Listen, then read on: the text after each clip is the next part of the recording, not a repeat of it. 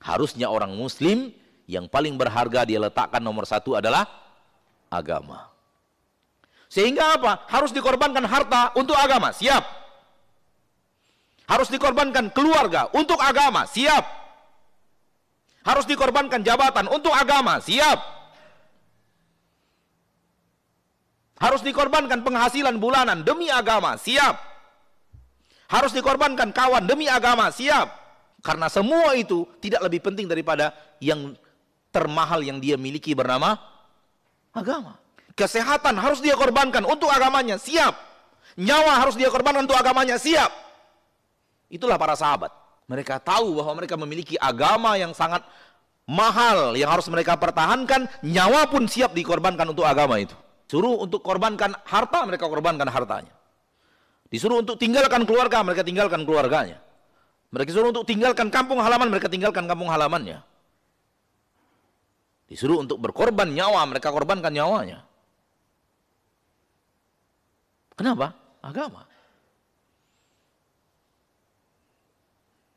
Mereka merasa punya sesuatu yang harus mereka pertahankan, yang harus mereka pegang, dan mereka ingin wafat di atas sesuatu itu yang bernama agama.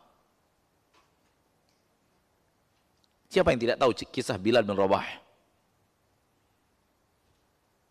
Walau tidak tahu detailnya, antum tidak tahu detailnya, tapi paling tidak antum tahu bagaimana beliau diazab oleh majikannya, Umayyah bin Khalaf. Dan semua itu untuk apa dilakukan oleh Bilal bin Rabah? Untuk menyelamatkan sesuatu yang dia punya bernama agama. Begitu majikannya awalnya diam-diam, masuk Islamnya diam-diam karena takut kepada majikan, takut kepada abang, takut kepada pimpinan suku. Karena mengucapkan la ilaha illallah di zaman itu tak sama dengan zaman sekarang. Konsekuensinya diazab atau dibunuh. Bilal bin Rabah ketika majikannya tahu dia masuk agama Islam, disuruh kembali kepada agama tuannya, dia tidak mau. Dan majikannya mengatakan, kalau engkau tidak kembali kepada agama kita, saya akan adab engkau dengan adab yang tidak pernah dikenal oleh orang Arab. Jawaban Bilal, kalau untuk agamaku, engkau mengadab aku dengan adab yang tidak pernah dikenal oleh orang Arab, aku pun akan bersabar dengan sabar yang tak pernah dikenal oleh orang Arab. Dan dia buktikan. Sehingga ketika majikannya mengadabnya, yang kelelahan mengadab itu majikannya. Majikannya sampai lelah, sampai capek, sampai mau nyerah, mengadab loh. Tahukah antum apa yang dirasakan oleh Bilal? Kalau majikannya yang mengadab saja merasa lelah dan capek dan ingin menyerah mengadab orang.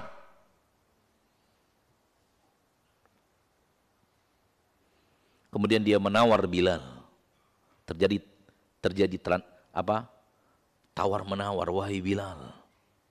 Besok pagi kalau engkau keluar di tempat adab, ucapkan sebuah kalimat terdengar oleh mereka-mereka yang ada di sekitar kita, sebuah kalimat yang tidak membuat engkau keluar dari agamamu, tapi juga tidak masuk ke agamaku. Kalau engkau ucapkan kalimat itu, aku batalkan azab ini dan aku merdekakan engkau. Ucapkan sebuah kalimat, engkau tidak keluar dari agamamu, juga tidak masuk ke agamaku. Tengah-tengah.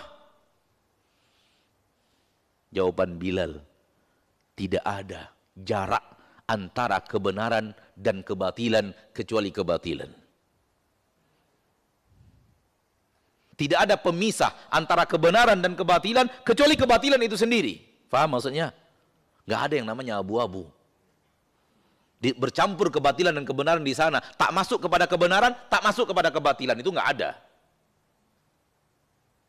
Setelah kebenaran, garisnya langsung kebatilan. Nggak ada. Pertengahan itu nggak ada. Dan kebenaran kalau sudah keluar dari kebenaran itu, walau hanya satu jari, bukan lagi kebenaran, kata Bilal. Itu detail kisah tentang Bilal bin Rabah. Intinya yang mau kita ambil adalah tak mungkin seperti itu Bilal sampai dia mau badannya luluh lantak diazab kecuali untuk mempertahankan sesuatu yang termahal yang dia punya. Dan Bilal sudah siap untuk berkorban nyawa. Dan hari terakhir dia diazab sebelum diminta oleh Abu Bakar kepada majikannya untuk menjual Bilal kepada Abu Bakar. Hari terakhir itu hampir semua orang yang melihat mengatakan ini hari terakhir hidupnya Bilal. Karena saking lemahnya sudah berhari-hari diazab, berhari-hari dijauhkan dari makanan dan minuman, sehingga rata-rata orang mengira kalau Bilal diazab hari inilah dia akan menghembuskan nafasnya yang terakhir. Namun ketika itulah pertolongan Allah datang. Abu Bakar datang meminta kepada Umayyah bin Khalaf, juallah Bilal kepada aku. Maka Umayyah bin Khalaf pun menjual Bilal kepada Abu Bakar radhiyallahu anhum ajma'in. Dan setelah dimerdekakan oleh Abu Bakar, di tempat itu juga Abu Bakar mengatakan Bilalku, setelah dibeli oleh Abu Bakar, artinya kalau dibeli Abu Bakar berarti Bilal menjadi budaknya Abu Bakar, ya, menjadi milik Abu Bakar. Awalnya milik Umayyah bin Khalaf, dibeli oleh Abu Bakar berarti budak milik Abu Bakar. Dan di tempat itu juga Abu Bakar mengatakan, saksikanlah wahai kaum bahwa Bilalku merdekakan, merdeka dari perbudakan. Di hari itu juga, di tempat itu juga. Dan datanglah pertolongan Allah kepada Bilal bin Rabah radhiyallahu anhu wa ardha, sampai akhirnya kisah-kisah berikutnya adalah kisah-kisah yang indah untuk Bilal bin Rabah radhiyallahu anhu wa ardha. Namun beliau mengalami sesuatu yang luar biasa, sehingga saking hebatnya perjuangan beliau, Allah tabaraka wa ta'ala harumkan namanya, dan Allah terkenalkan dia, dan Allah letakkan nama Bilal di setiap lisan hampir seluruh kaum muslimin. Banyak para sahabat Nabi yang antum tidak kenal, tak tahu malah mungkin namanya, namun antum semua kenal nama Bilal bin Rabah. Seolah-olah Bilal itu masih hidup di zaman kita sekarang. Seolah-olah orang di sekitar kita saking masyhurnya namanya, mengalahkan nama-nama penguasa-penguasa duniawi, orang-orang kaya, super miliarder, namanya nggak terkenal. Namun nama Bilal bin Rabah, siapa muslim yang tidak tahu? Begitu harum nama itu dijadikan Allah tabaraka wa taala untuk seorang Bilal bin Rabah. Karena apa? Karena luar biasanya pengorbanan yang dilakukan oleh Bilal bin Rabah untuk agamanya.